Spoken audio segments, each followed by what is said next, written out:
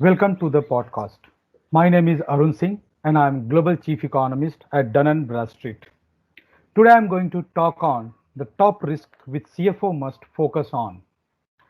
Before I go to risk, I would like to talk about Dun& Bradstreet Global Business Impact Score. The DNB's latest GBI score continued to remain at high level. This indicates that the outlook for cross-border businesses is at worst level since we launched this score. This highlights the importance of knowing the risk and associated repercussion. In this context, it is important for CFOs to look at four areas. Well, I'm sure today's CFO does all of that, but I'm just trying to reiterate, I'm just trying to mention here. The first one, the monitor regional and global risk that could directly impact the financial health of the business or impact the business continuity. Monitor critical changes to help protect investment in accounts receivable, conducting a portfolio analysis and segmentation of account receivables. That was the second. Now, the third, assess the changing level of risk to short-term investment. And the fourth and the last one, monitor critical changes that could impact the prices of goods and services or the cost of inputs. That was the fourth imperative, I think, in today's pandemic world, CFO should do that. Now let's move on the top 10 risks which we thought could be very critical, very important for CFOs in the pandemic days. And we believe that CFO should focus on that. The first one is the impact of sovereign creditworthiness. The COVID-19 pandemic brings an unprecedented fiscal emergency which damaged all grades of sovereign creditworthiness for the medium term. One needs to take care of that.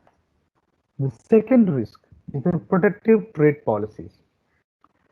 The continuation of the protective trade policies emanating from US initially, and that spreads to the most of the country, puts an additional pressure on the global supply chain.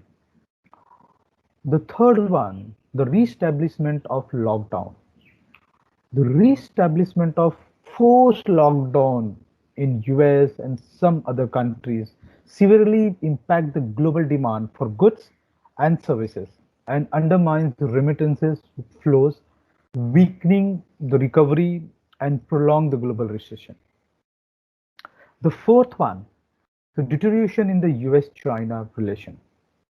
The US-China relation deteriorate, impeding global public health, cooperation, and damaging equity values through the return of public geopolitical risk premium.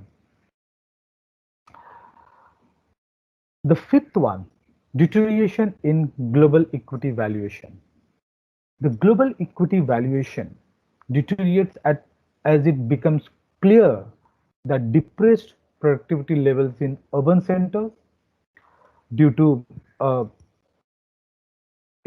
due to extended social distancing and other norms, which means that leading economies will struggle for the years to return to normalcy. That was a five risk. Now moving on the sixth risk, which is basically increase in unemployment rate. The fallout from COVID-19 raises unemployment significantly, heralding in populist government with nationalist identities in the democracies and increased anti-government protests in authoritarian countries. The seventh is new COVID-19 wave in some of the European countries. A new COVID-19 wave in Spain, France, and other European countries requires another round of lockdown, which means that impact business conditions across many European countries. The eighth one is elevated CMBS delinquencies rates. The commercial mortgage-backed securities delinquency rates in the North America, the lodging and retail sector lead to bankruptcies and far-reaching consequences for multinational investors. The ninth is that increase in copper prices in the second half of 2020.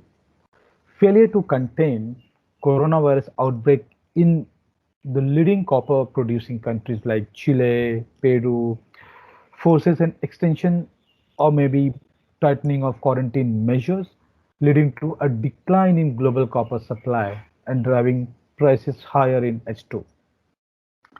And the last risk is political instability in Lebanon. It is not just one country.